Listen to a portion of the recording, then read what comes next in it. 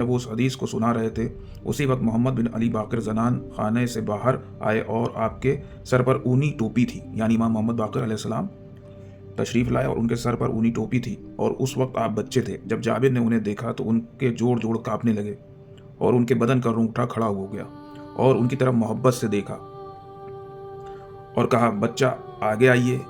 وہ آگے آ گئے، امام آگے آ گئے۔ پھر کہا کہ پیچھے جائیے، تو وہ پیچھے ہٹ گئے۔ جابر نے کہا، کعبے کے رب کی قسم، رسول اللہ صلی اللہ علیہ وسلم کی عادت ہے۔ پھر اٹھے اور ان کے قریب گئے اور کہا، بچہ آپ کا نام کیا ہے؟ فرمایا، محمد۔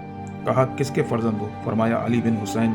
جابر نے کہا، میں آپ کے قربان، آپ ہی باقر ہیں۔ فرمایا، ہاں، مجھ پر بھی۔ آپ نے کہا، وہ چیز دیجئے جو رسول اللہ نے آپ کے سپرد کی تھی۔ جابر نے کہا، مولا، رسول اللہ صلی اللہ علیہ وسلم نے بشارت دی تھی کہ میں اس وقت تک زندہ رہوں گا جب تک آپ سے ملاقات نہیں ہوگی، اور یہ فرمایا تھا کہ جب تمہاری باقر سے ملاقات ہو تو ان سے میرا سلام کہنا۔ تو میرے مولا رسول نے آپ کو سلام کہلایا ہے۔ ابو جعفر نے فرمایا، جابر، رسول پر سلام ہو جب تک زمین و آسمان باقی ہیں، اور تم پر بھی کہ تم نے سلام پہنچایا۔ اس کے بعد جابر مسلسل آپ کے پاس جاتے اور آپ سے علم حاصل کرتے تھے۔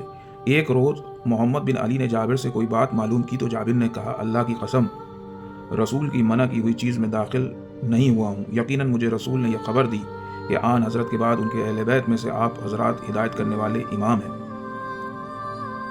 طفلی میں سب سے بڑے عالم اور بزرگی میں بھی سب سے بڑے عالم ہیں۔ فرمایا، امام نے پھر فرمایا، سب سے بڑے عالم ہیں۔ فرمایا، انہیں سکھانے کی کوشش نہ کرو کہ وہ تم سے زیادہ جانتے ہیں۔ ابو جعفر یعنی امام باقر علیہ السلام نے فرمایا، میرے جد رسول اللہ نے صحیح فرمایا، بے شک میں ان چیزوں کو تم سے زیادہ جانتا ہوں جن کو میں نے تم سے معلوم کیا ہے۔ خدا کی قسم، مجھے بچپنے میں ہی علم عطا کیا گیا ہے، حکم عطا کیا گیا ہے۔ یہ ہمارے اوپر اللہ کا فضل اور ہم اہل بیت پر اس کی رحمت ہے۔